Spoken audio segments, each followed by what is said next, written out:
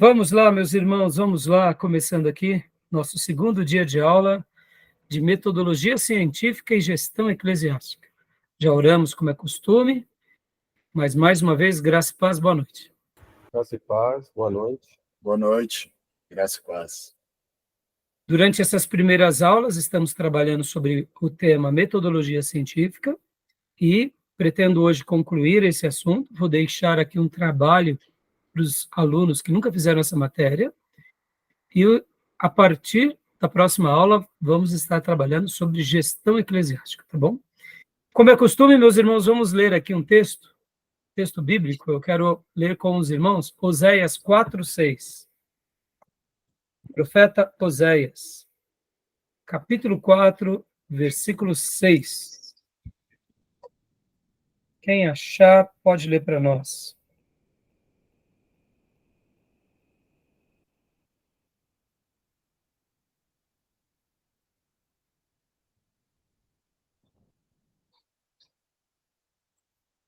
Amém, posso ler?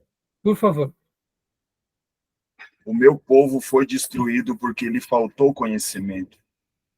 Porque tu rejeitaste o conhecimento, também eu te rejeitarei, para que não seja sacerdote diante de mim. E visto que te esqueceste da lei do teu Deus, também eu me esquecerei dos teus filhos. Muito forte esse texto, não? O meu povo está sendo destruído porque lhes falta conhecimento. Que a misericórdia de Deus venha sobre nós e que o conhecimento do Altíssimo nos envolva e que, como disse Paulo, tudo que for bom, útil, nobre, tudo que for digno, que ocupe o nosso entendimento. Que o apóstolo Paulo estava dizendo existem coisas que são de Deus, que devem fazer parte da nossa vida, as instruções sagradas, o conhecimento sagrado, mas existem coisas que são também de Deus para a vida e que são nobres, como uma boa educação, um bom conhecimento, uma boa formação, porque tudo de bom vem do Pai das Luzes, diz Tiago. Assim, o trabalho é um presente de Deus para nós.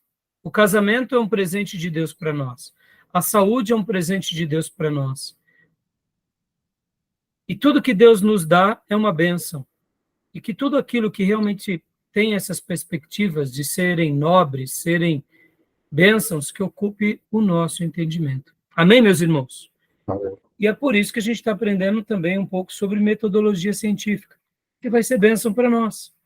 Vai nos aprimorar, vai nos dar uma capacidade melhor de poder entender certas coisas da vida. Eu costumo dizer para os meus irmãos no seminário, ou melhor, na igreja, e aí já disse aqui também no seminário, que muitas coisas que eu aprendi na igreja eu apliquei na minha vida. Muitas coisas. Porque tudo aquilo que a gente aprende de Deus pode ser usado na vida. Mas nem tudo que a gente aprende na vida pode ser usado no reino de Deus. Mas nós não podemos dizer que também não fomos muito abençoados com muitas coisas da vida. Teve coisas que são presentes de Deus na nossa vida, que recebemos na família, que recebemos no colégio, que recebemos na faculdade ou no trabalho. Eu gosto muito de citar e parafrasear algo que eu aprendi com o professor Sérgio Mascarenhas. Ele, certa ocasião, pregando lá no STBnet, no culto, ele disse: o trabalho é sagrado, e eu nunca mais me esqueci. Já pararam para pensar sobre isso? O trabalho é sagrado. Como é lindo! O trabalho é sagrado. O descanso é sagrado. O alimento é sagrado. O casamento é sagrado. E tudo que é sagrado, a gente tem que dar um peso devido. Porque, voltando às palavras do Mascarenhas, o trabalho é sagrado. O que ele estava dizendo? Que quando nós trabalhamos, nós estamos cumprindo com uma linguagem de bênção de Deus na nossa vida. Por meio do trabalho, nós cuidamos da nossa esposa, dos nossos filhos, deixamos um legado. deixamos uma história, e aqui eu, particularmente, como pastor, me sinto duplamente honrado, porque agora o meu trabalho como pastor integral e como professor integral, eu deixo um legado para o reino de Deus. É mais sagrado ainda, porque não que haja uma disputa entre o sagrado da igreja e o sagrado da vida, mas o sagrado da igreja, ele tem essa dimensão de abraçar qualquer área da sociedade, mas sabendo que dentro das vocações, nem todos serão ministros integrais.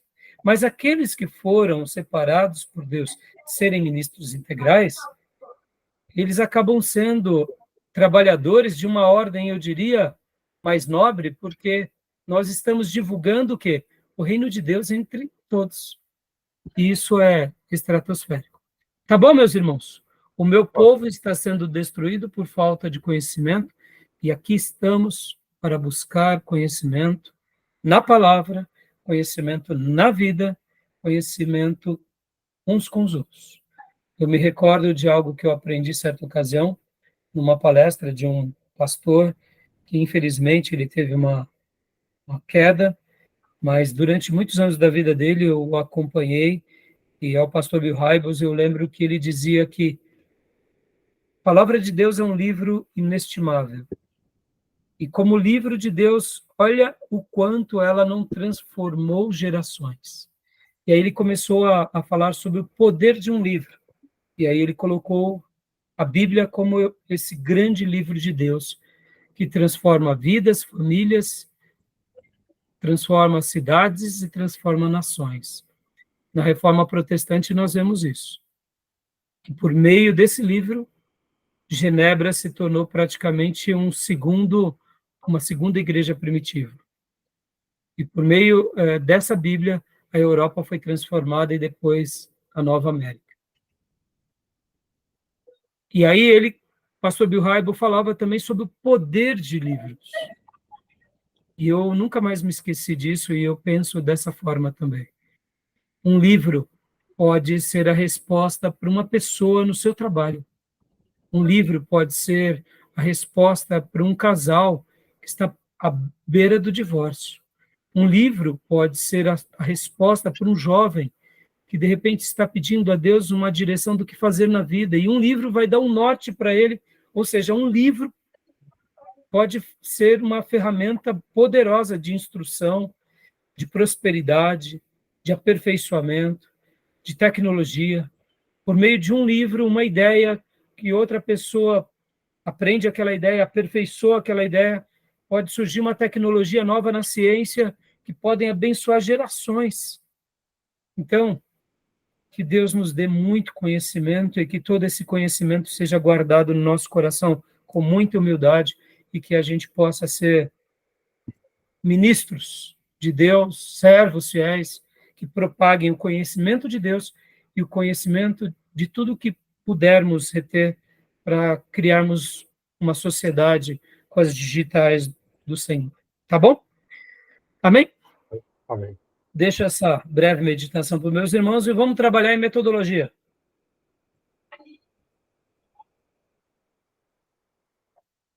Querem fazer algum comentário? Não. Não? Mas essa ideia do poder de um livro é estratosférica, viu, meus irmãos? Livro não é só para enfeitar uma biblioteca, livro é realmente, eu gosto inclusive de uma outra ideia. Eu costumo dizer que livros não são apenas um objeto na nossa estante. Livro é um ativo. Livro é um ativo.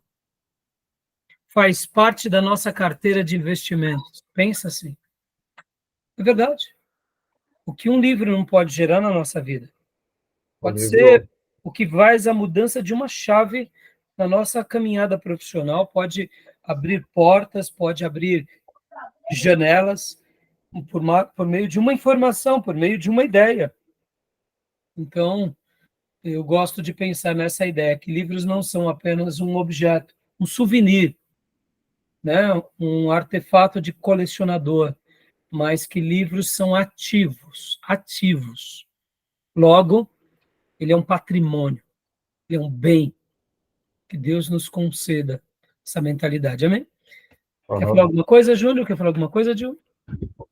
O livro, o livro é como uma máquina, uma máquina do tempo, que os transportes, que faz a gente viajar em muitas culturas e, e traz muito conhecimento.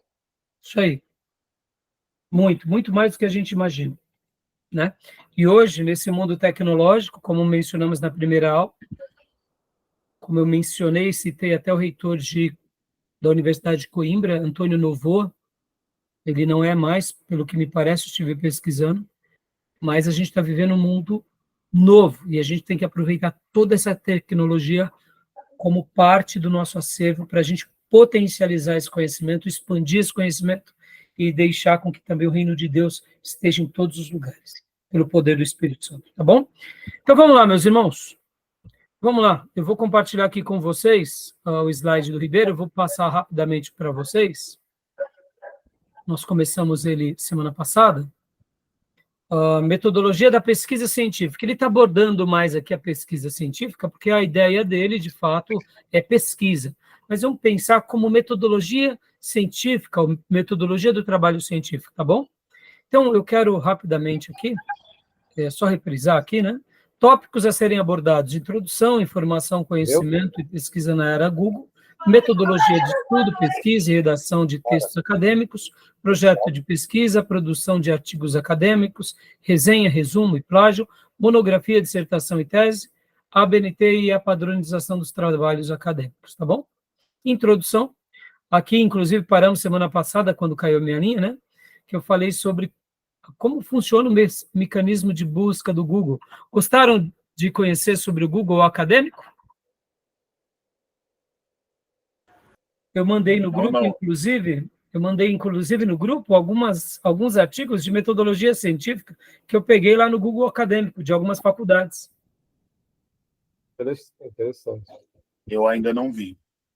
Então, veja a aula da semana passada, Gil.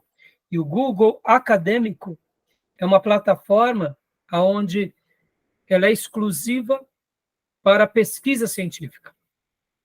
Artigos, documentos, muitas universidades colocam lá os artigos de pesquisa, de TCC, dissertação de mestrado, tese, doutorado, fora também, por exemplo, descobertas científicas, como, por exemplo, quando um médico ele está fazendo um estudo sobre certas plantas, certos remédios, e sai um artigo novo, é colocado. Eu peguei lá, por exemplo, na última aula, e coloquei azeite de oliva, coloquei lá aquela, não é o colorau, esqueci o nome agora, urucum. Então, quando você quer saber, por exemplo, quais são os benefícios de tais coisas, coloca no Google Acadêmico, você vai ver, aparece um caminhão de artigos científicos. Qual é a diferença do Google Acadêmico para o Google normal? O Google normal vai ter tudo que você coloca na rede, né?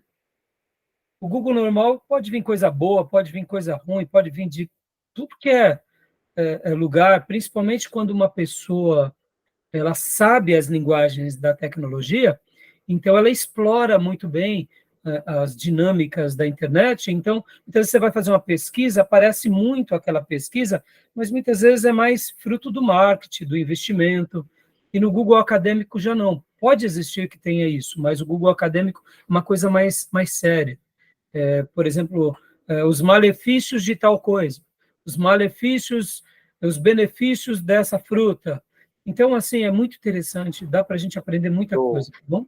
O Google Acadêmico ele tem um perfil mais científico acadêmico, né?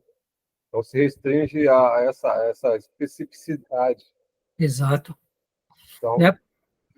Já o Google normal, por exemplo, ele serve apenas como uma pesquisa rápida, né? Por exemplo, irmãos, Wikipédia, né? Wikipédia ele é útil quando nós queremos saber, por exemplo, quem foi fulano de tal, que ano que ele viveu, quando ele morreu, algo assim. Não é que ele não seja útil, mas Básico. Qualquer pessoa pode criar uma página no Wikipedia, pode dizer o que bem entender. Agora, no Google Acadêmico, quando uma pessoa coloca um artigo plagiando outro, ou informações que não são fidedignas, aí o negócio toma outro caminho, né? Então, por isso que é muito, muito legal. A gente sabe também que, como tudo na vida, a gente tem que ter um critério de avaliação muito grande, né, irmãos? Porque muitas vezes uma empresa ela quer consolidar algo como bom e depois os anos passam e vem à tona que aquilo não era bom, aquilo era mal.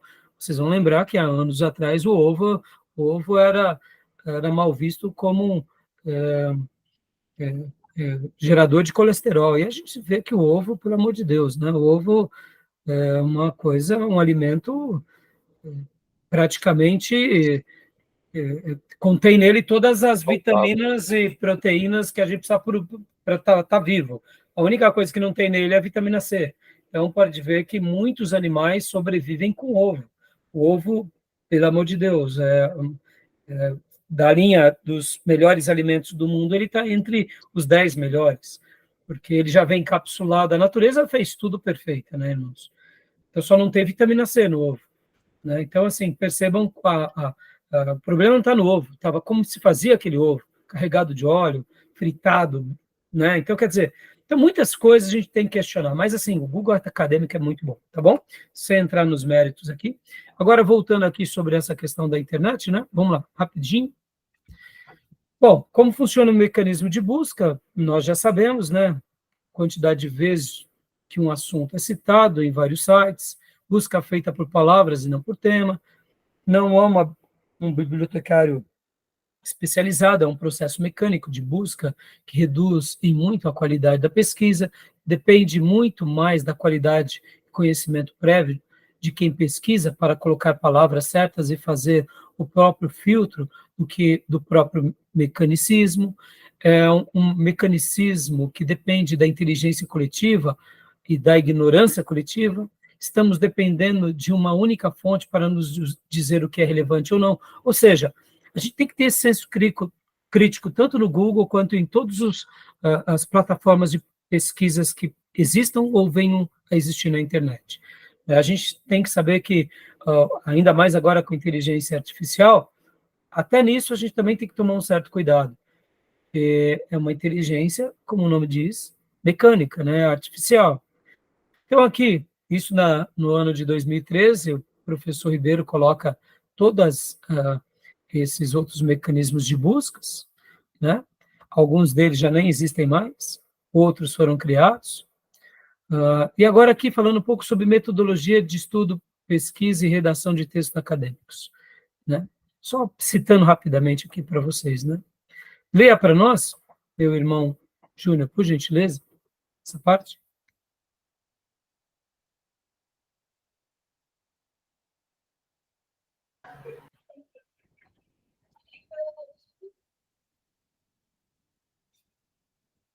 Pode ler, Júnior, por favor? Tá. Desculpa. Toda e qualquer atividade a ser desenvolvida, seja teórica ou prática, requer procedimentos adequados. Justamente é o que a palavra método traduz. Assim, sendo, também o estudo e o aproveitamento das atividades acadêmicas não dispensa um caminho adequado, qual seja, a organização, a disciplina, a dedicação corretamente orientada, tudo isso facilita a atividade e obtém dela maior rendimento. É o Cleverson e Keller, 1999, página 11. Continua? Pode continuar, Júnior, por favor. Cleverson e Keller discorre ainda que os problemas da pesquisa se concentram em três principais deficiências na formação educacional brasileira. Imaturidade cultural, né? Maturidade cultural, conteúdo reduzido nas escolas. 2, imaturidade psicológica, respeito ao professor, mercado paralelo, trabalhos pagos. Terceiro, imaturidade lógica, dificuldade de pensar de forma lógica e coerente. Joia. Aqui, né, irmãos, olha que interessante essa abordagem. Graça e paz, Maísa. Boa noite, filha.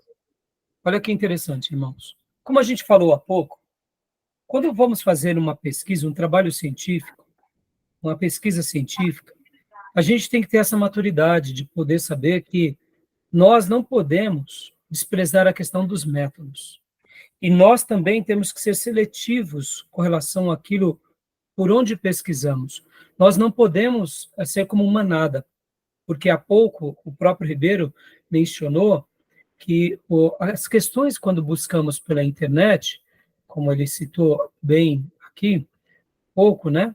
Essa questão mecanicista da inteligência coletiva, ou quem sabe até da própria burrice coletiva, ela pode nos ajudar aparentemente no primeiro momento, mas vai nos prejudicar.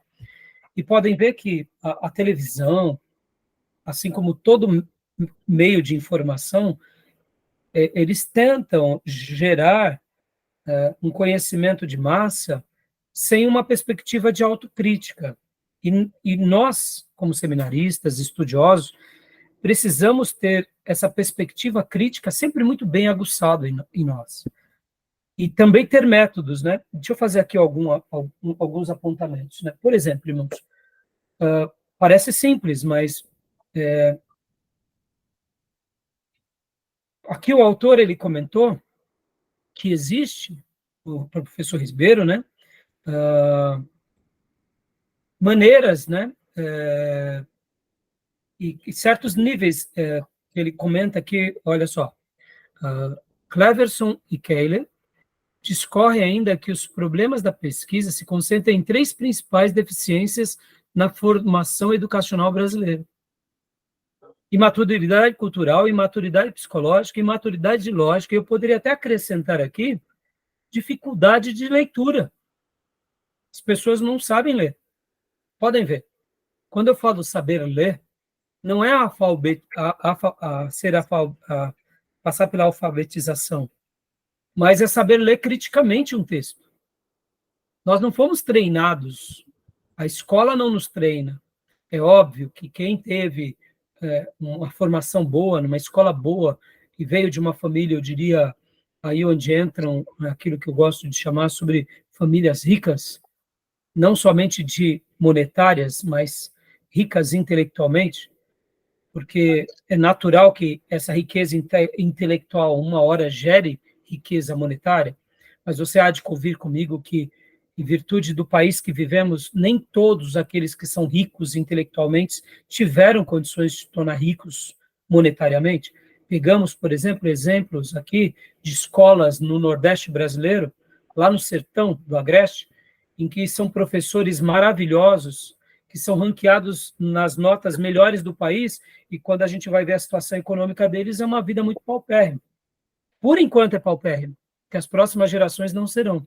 Só dando até mesmo um testemunho para vocês. Eu estava fazendo uma pós de teologia urbana, e a nossa professora de didática, ela era uma irmã, que ela era uma das responsáveis também pela escola da Embraer, lá em São José dos Campos. E ela contou uma experiência, assim, surpreendente, porque imaginem, quanto que a Embraer não investe no colégio e na escola da Embraer. É uma escola que, para um aluno entrar lá, primeiro ele precisa passar de uma prova muito, muito difícil. Depois que a pessoa passa por essa prova, que é muito difícil, ele tem que tirar notas. Então, ao mesmo tempo, a Embraer destina um valor muito grande para que esses professores sejam muito remunerados, ou seja, é só fina flor dos professores. E aí, quando vem o ranking, né, o ranking anual, que é feito em todas as escolas particulares e públicas, o corpo de diretoria da Embraer exige que esses recursos também deem pontuações também na Embraer. E ela contou para nós, irmãos, a nossa professora, que a Embraer perdeu para uma escola lá do sertão do Nordeste. A nota dessa escola do sertão do Nordeste foi acima da escola da Embraer. O valor per capita que se gasta por alunos e por professores. É absurdo, tipo assim, quanto que se gasta na escola Embraer para se ter aquela qualidade de ensino, quanto se paga os alunos, e lá no sertão do Nordeste, quantos professores ganhavam. Então, quando saiu o resultado e eles perderam para essa escola, a diretoria reuniu e falou, eu quero que vocês vão lá no sertão e vão descobrir o que eles fazem. Os orçamentos, né? Eu quero que vocês descubram o que eles fazem, porque nesse orçamento tão baixo, como eles conseguiram tirar uma nota tão elevada? E aí eles foram para lá. Bom, chegando lá, viram que era as coisas mais simples de tudo, irmãos. Imagina, as escolas mais simples, a escola quente para chuchu, os professores muitas vezes indo a pé, os alunos indo a pé, o lanche, mas havia naquela escola o quê? Uma obsessão de conhecimento, desde o diretor, dos alunos, da faxineira, todo mundo, e os alunos sendo aqueles alunos, sabe, eu vou aprender, eu vou ser o melhor. Paixão, né? A paixão. E aí, ela contou isso para nós, assim, mostrando que mesmo que hajam recursos, mesmo que haja um investimento, o que vai determinar no aluno, o que vai determinar na pessoa é esse desejo pelo conhecimento, esse interesse, essa busca, é esse docente que se entrega a uma causa, é esses discentes que se entregam a essa causa. E por isso que eu disse que, num primeiro momento, aquela pobreza é hoje pobreza, mas nas próximas gerações não serão. Eu não sei se vocês sabem, nas décadas de 50, 60, 70, no ITA, o maior índice de aprovação do ITA eram japoneses. E 80, 90, começou a ter uma mudança. Nos últimos anos, sabe os índices de aprovação no ITA, de quem são? São dos nordestinos, principalmente cearenses. Mudou. Aí você fala, o que acontece? Houve pessoas lá do sertão nordestino que passaram nas faculdades federais e que montaram colégios fortíssimos. Um deles é lá na minha terra, Farias Brito, Colégio Farias Brito. Meus irmãos, então o que acontece?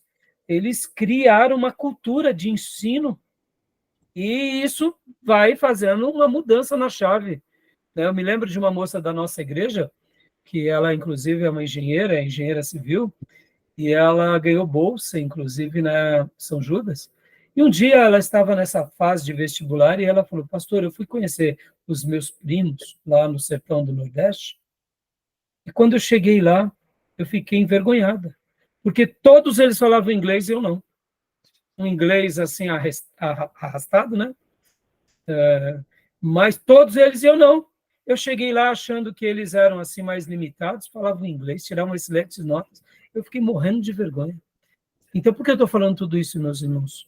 Eu quero aqui que vocês foquem, né? Essa questão de pesquisa científica, essa questão de depende de nós. Saber ler depende de nós. E só para eu fazer aqui um apontamento, né? Como que a gente conhece um livro bom? É bem simples, irmãos. É bem simples. Tudo começa, por exemplo, pelo autor. Depois a gente vai pela editora. Isso já muda tudo, de um bom livro para um péssimo livro. Então, quando a gente não sabe quem é o autor, compete nos descobrir quem é aquele autor. E depois a gente vai para a editora. Por exemplo, esse livro é um novo comentário bíblico contemporâneo de Mateus, de Robert H. Moose, baseado na edição contemporânea de Almeida, da Editora Vida. A Editora Vida é uma editora boa. Houve muitas mudanças nesses 30 anos na Editora Vida. Para mim, não é a minha melhor editora, mas tem muitos livros bons na Editora Vida. Mas por que eu estou falando isso? Porque existem editoras que são muito seletivas no que elas lançam no mercado. Então, é importante a gente saber fazer esses apanhados. Quem é o autor? Quem é a editora? Quem são os colegiados? Que época que eles representam? Quando a gente já tem essas informações, a nossa leitura fica mais garantida. Podem ver que na igreja, os irmãos muitas vezes chegam com uns livros assim, que só por Deus a gente descobre, né? E fala, meu irmão, pelo amor de Deus, não lê esse livro. Esse livro é perigoso. Mas, pastor, um amigo me indicou. Mas são livros perigosos. Por quê? Porque não passam por esses critérios. E aqui, deixa eu até citar uma frase, que isso vale para tudo na vida. Talvez você já ouviu dizer a seguinte expressão, que os clássicos não saem de moda. Já ouviram essa expressão? Claro, sim. Isso vale para tudo, meus irmãos. Sim. Na teologia, os clássicos não saem de moda. Por isso que a gente tem que procurar quem é um clássico. A gente tem que aprender com os clássicos, porque eles continuam sendo bênção por gerações. Então, sejam seletivos com relação a isso. Quando nós estivermos numa pesquisa nas plataformas digitais, a gente tem que ser seletivo. Quem é o autor? Que grupo ele pertence? Qual é a editora? Quem são os editores? Quem lançou essa obra? Qual é a proposta? Aquela editora mantém-se naquela proposta original ou ela se desvirtuou indo para o mercado? O mercado, eu diria, editorial.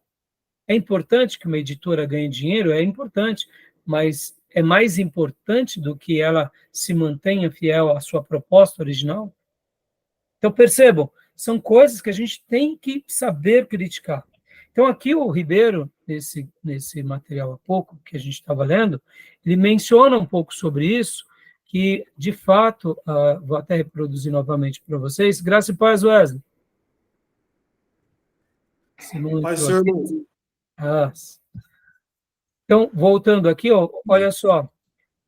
Existem 3 deficiências na formação da educação brasileira, que é imaturidade cultural, ou seja, conteúdos reduzidos nas escolas, não somos treinados a pensar, a refletir, a aprender, a imaturidade psicológica, o desrespeito ao professor, mercado paralelo, trabalhos pagos, ou seja, querendo ou não, aqui a gente abre um leque imenso, e a imaturidade lógica, a dificuldade de pensar de forma lógica e coerente.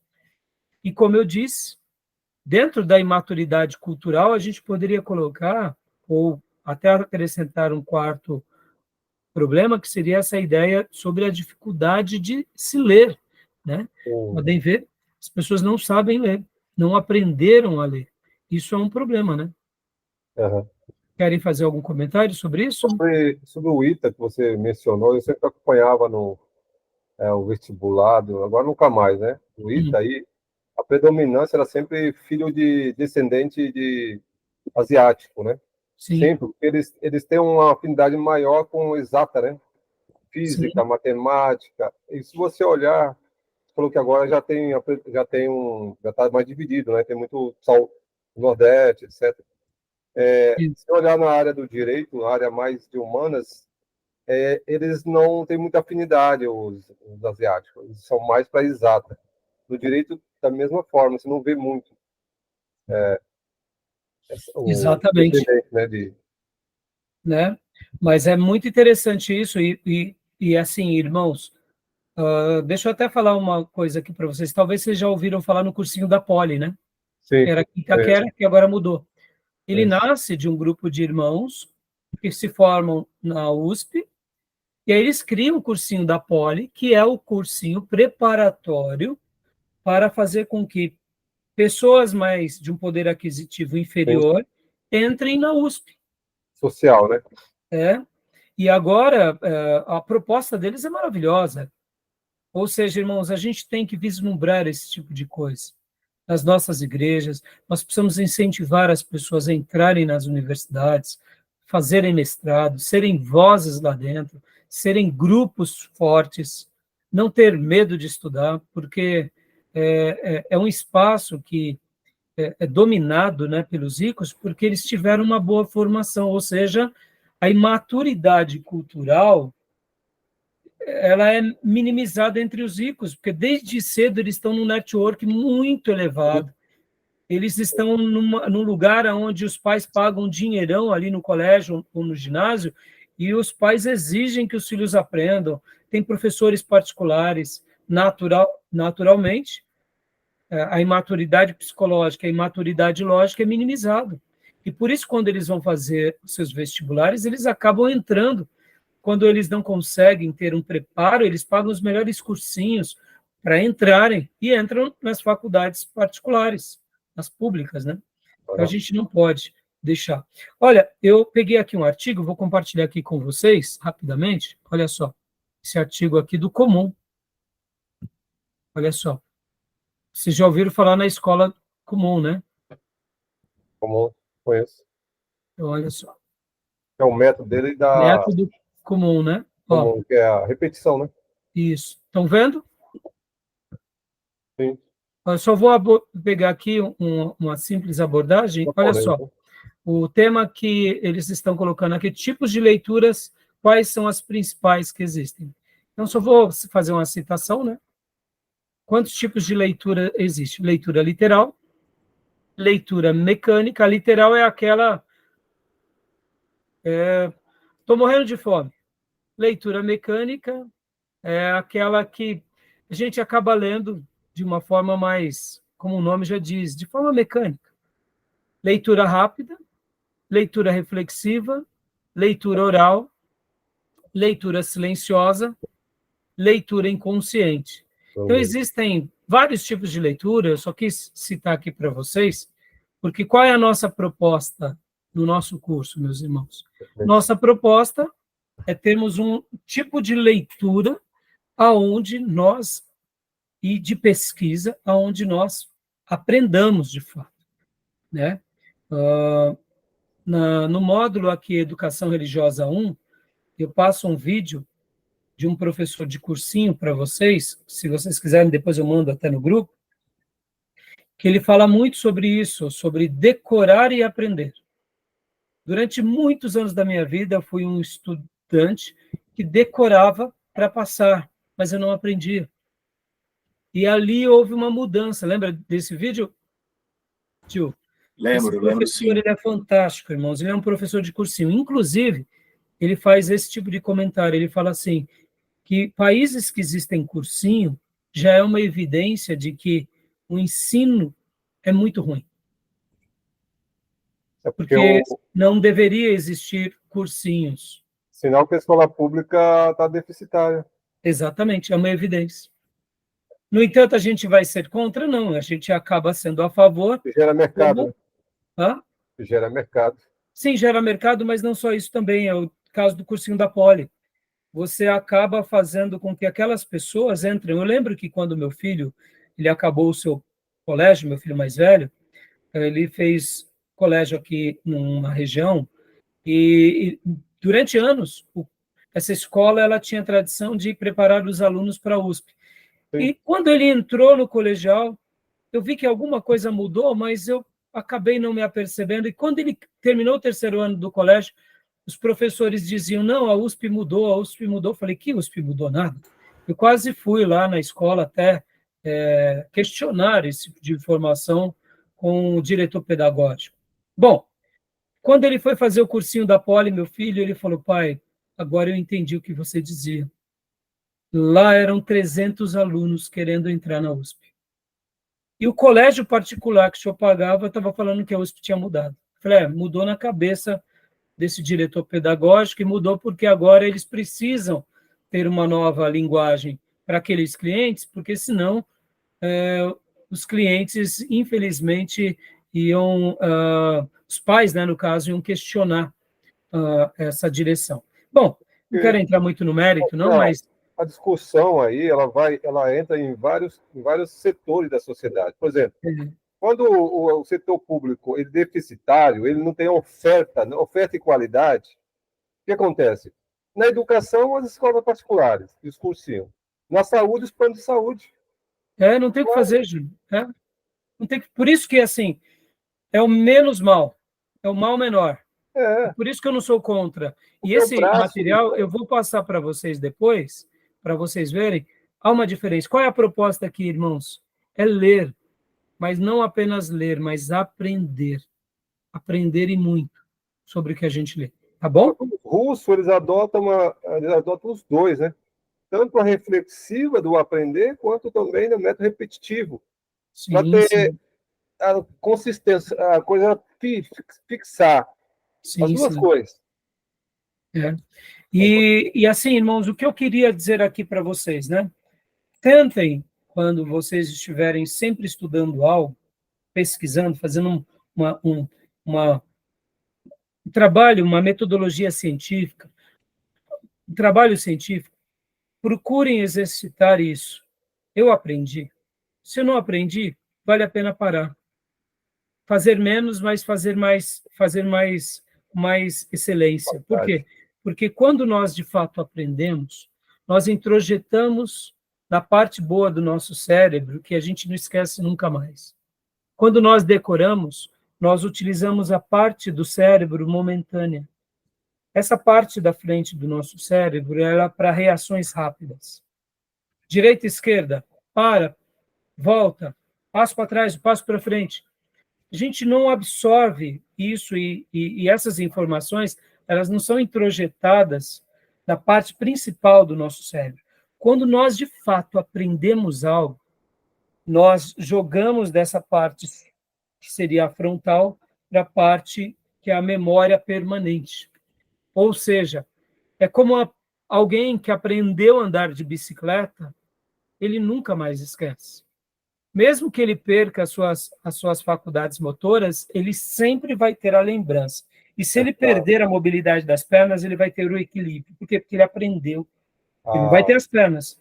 Mas o aprendizado, e agora de forma exponencial, o nosso conhecimento acontece que gera tudo isso.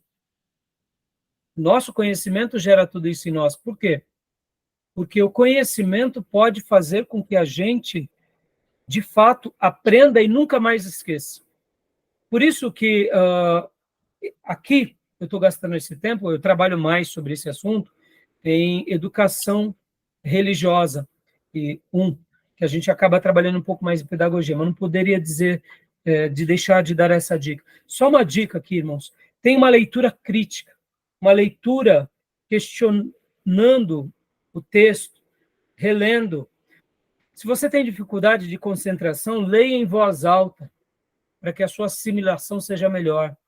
Se você precisar, algumas vezes, de escrever, escreva. Assim como também, por exemplo, pode ver, muitas pessoas têm dificuldade de escrever. Qual é a dica que eu aprendi com Spurgeon? Escreva falando em voz alta. Quando nós falamos, nós temos um domínio melhor nas palavras. Quando nós só escrevemos, muitas vezes nós gaguejamos na escrita.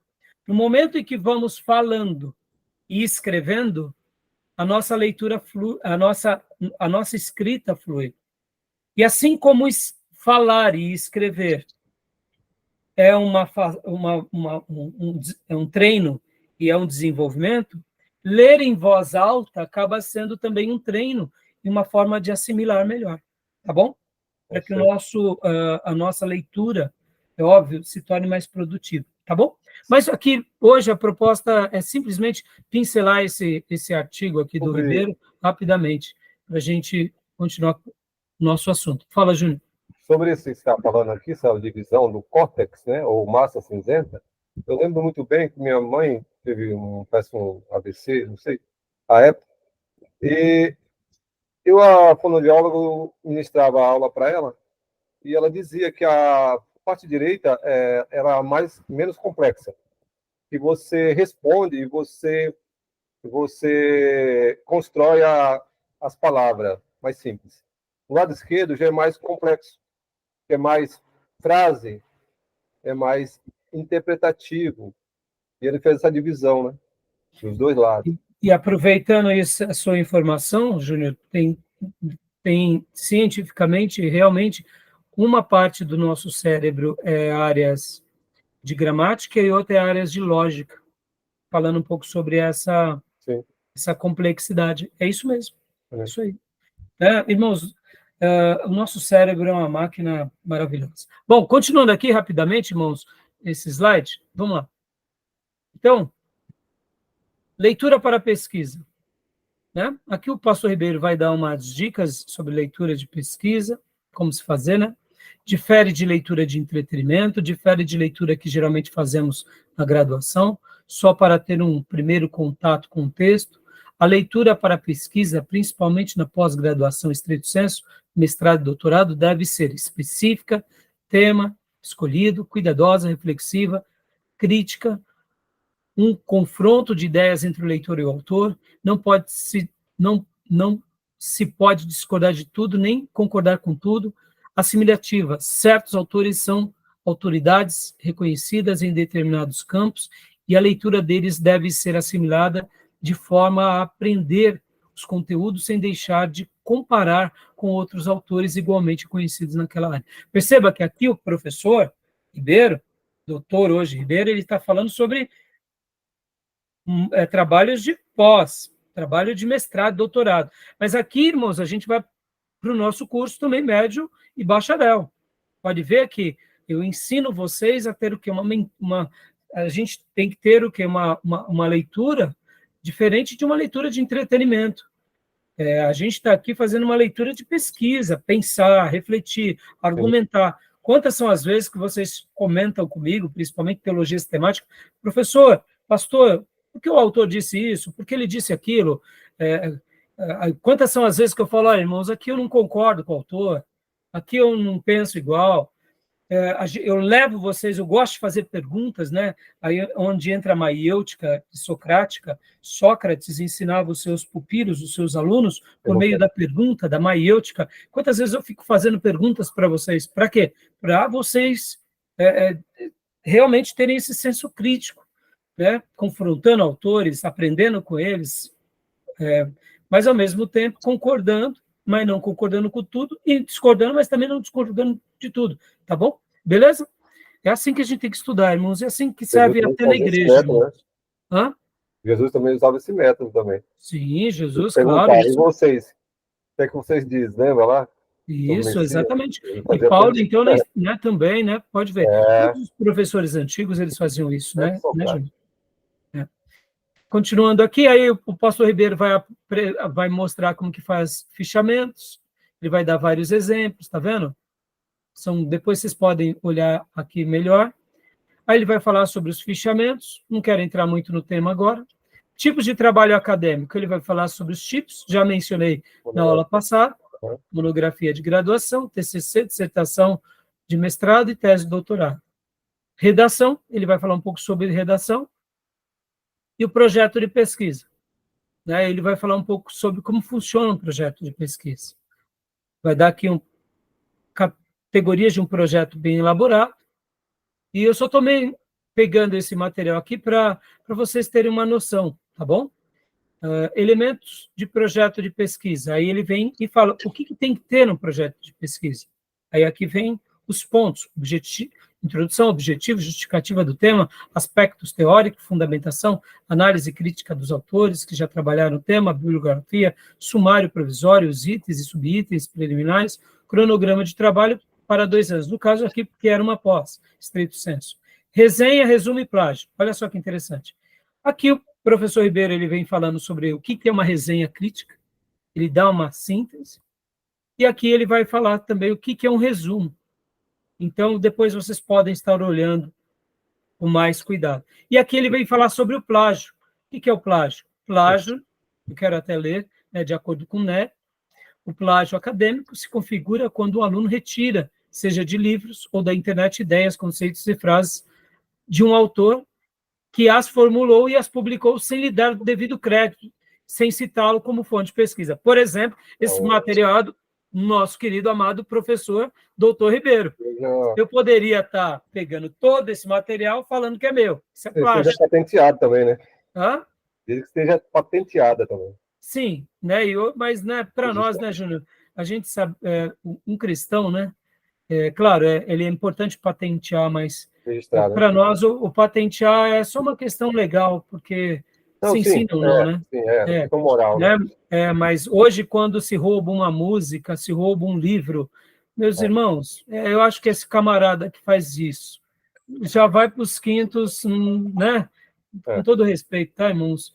É uma pessoa que faz isso com uma obra de um outro irmão, ele já tá assinando o carimbo dele para o inferno, né? Aí vem as normas da BNT, padronização de trabalho acadêmico, tá bom? E aqui, o que significa a BNT? Ó, Associação Brasileira de Normas Técnicas, que é o que a gente vai entrar agora, que eu vou apresentar agora para vocês, né? As normas da BNT. Aí o professor Ribeiro, ele vem falar sobre a estrutura de uma monografia, aqui, e aí ele conclui o trabalho dele. Bom, eu fiz aqui uma breve apresentação desse material do Ribeiro, mas, na realidade, agora eu vou passar para vocês, para a gente concluir. Hoje a gente vai estar concluindo essa parte de metodologia científica. Porque, irmãos, como eu disse na primeira aula, metodologia científica ela é importante, sim, para o seminário, é importante para os nossos estudos, mas existem muitos materiais sobre o tema, e não é muito complexo. Ao mesmo tempo, vocês vão estar utilizando no seminário e vão estar utilizando na vida. E é importante vocês aprenderem essas linguagens. Mas como o nosso curso é um curso mais voltado para a igreja local, a gente vai estar concentrando, a partir de hoje, né, no caso, na próxima aula, não no próximo bloco, porque lembrando que cada dia nós temos 3 blocos, A, B e C, né? Bloco 1, 2, 3. Então, no terceiro dia de aula, a gente já vai estar entrando em gestão eclesiástica. Por quê? Porque isso sim é muito mais relevante no dia a dia. Isso sim, vocês vão poder ajudar as igrejas de vocês, os pastores de vocês. Quantas vezes, vou fazer uma pergunta, né, para vocês. Os irmãos estão dentro da igreja, a igreja não tem ainda um estatuto. A igreja não tem conta aberta no banco com o nome da igreja, está no nome do dirigente. Ou seja, não é bom. Se nós estamos num projeto de um seminário para servir a nossa igreja local, agora essa matéria de gestão eclesiástica nos dará ferramentas para a gente ajudar as igrejas. Já está clandestina. Como? Está clandestina. Ela acaba estando clandestina. Pastor, então Deus não vai estar abençoando? Não, meus irmãos, Deus vai estar abençoando, porque onde 2 ou mais estão reunidos em nome de Jesus, ali ele se faz presente. Agora, eu não tenho dúvida que haverá uma bênção ainda maior quando nós nos dedicarmos para deixar tudo regularizado. Porque tem vezes que ela é clandestina por uma questão de necessidade, mas ela pode deixar de ser clandestina quando nós temos a oportunidade e o fazemos. Agora, se eu posso contribuir e não faço, aí Deus não vai me abençoar. Não é verdade, irmãos? E aqui fica até uma palavra aqui bem objetiva para vocês. Irmãos, sejam crentes igrejeiros. Não faltem cultos. Mas eu estou no seminário. Não, meu irmão, você está no seminário para quê? Isso, para ser da igreja. A não ser, é óbvio, que o dia da aula de vocês é no dia que está tendo culto. Aí, nesse caso, é uma ausência, vamos dizer assim, permitida por Deus, porque o seminário também é ministério. Mas entendo, se eu posso estar na igreja e não vou, nos dias que eu não estou tendo aula, eu não vou porque estou com preguiça, onde entra a nossa piedade? E aqui, parafraseando sobre o último módulo que nós tivemos, que é a história dos avivamentos. Meus irmãos, um dos módulos mais importantes que poderíamos ter, e tivemos, foi a história dos avivamentos. Porque não tem como ser um cristão avivado sem vida de igreja, sem ser igrejeiro. Ora, se eu sou um teólogo que eu não sou igrejeiro, eu sou o quê? Um catedrático? Então, percebam que todo esse conhecimento vire em nós prática, para que a gente possa servir ao Senhor, possa amar o Senhor e possa amar a igreja do Deus vivo, fazendo o nosso melhor, tá bom? Então, por isso que a gente vai estar entrando, a partir do terceiro dia de aula, o quê? A gente vai estar trabalhando sobre gestão eclesiástica, sobre a dinâmica de uma igreja, sobre essas partes mais burocráticas, mas hoje a gente vai concluir. E agora, eu quero passar para vocês o material que eu também recebi de quem?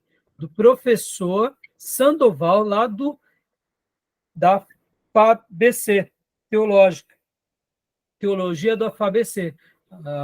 Faculdade de Teologia do professor Sandoval. Agora eu vou estar usando na próxima aula, ainda hoje, todo o material dele. A gente já trabalhou sobre esse daqui, que eu vou mostrar para vocês agora, rapidamente. Olha só. A gente já trabalhou sobre o slide 1 e o slide 2.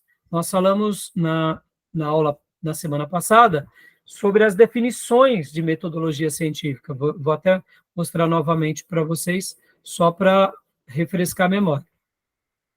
Então, deixa eu mostrar aqui para vocês. Olha só.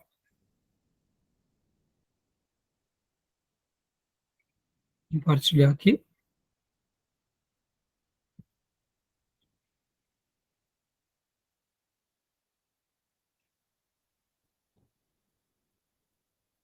Deixa eu só compartilhar. Já deu a hora, eu vou estar parando a nossa aula, mas deixa eu só compartilhar para mostrar para vocês. Lembram? Ó, nós trabalhamos nesse slide, metodologia científica, e trabalhamos também nesse outro slide. Estão vendo? Conseguiram ver? Sim. E trabalhamos nesse outro slide aqui, que também era uma definição de metodologia científica. Né? O professor Sandoval Oliveira. E agora a gente vai estar trabalhando sobre todas essas demais coisas que foi citado pelo Ribeiro, que é a elaboração de uma monografia. Vou passar aqui para vocês, só para vocês terem noção do que nós vamos falar agora, e aí eu já vou desligar, a gente já vai... só um minutinho, tá? Deixa eu pegar apresentar outro material. Aqui, ó. Deixa eu só mostrar para vocês. Opa! Deixa eu só paralisar. Joia. Olha só. Estão vendo aqui, ó? Eu passei hoje para vocês todos esses materiais do professor Sandoval. Então, a gente vai para a elaboração de monografias, estrutura da monografia. Aí vem um exemplo, citação 1, citação 2, fichamento, resenha, artigo, modelo de artigo, artigo científico, projeto de pesquisa, modelo de projeto de pesquisa e seminário. E aí a gente vai estar concluindo. Tá bom, meus irmãos? Esse é do doutor Ribeiro, né? Esse agora é do professor Sandoval. Ah, tá. Bom? Mas todo esse material passei para vocês também no nosso grupo, para vocês terem e estudarem.